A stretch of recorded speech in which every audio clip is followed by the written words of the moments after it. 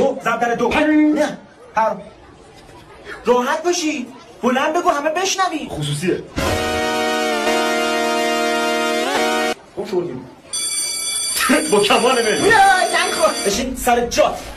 کلاس تمام نشده آقا اجازه زنگ خورده زنگ مهم نیست ادامه میدیم 2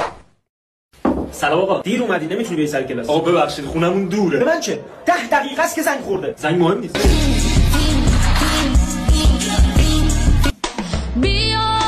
گفتی که خونتون دوره کجا زندگی میکنی؟ پیش خانواده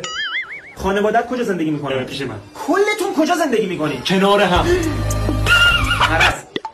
یه با تخته یه ماجیک بردار بله عدد 55 رو بنویس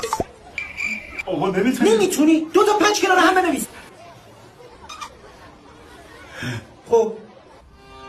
آقا 5 دیگری کدوم رو بنویسی این طرفش اون طرف گفت چرا ببینم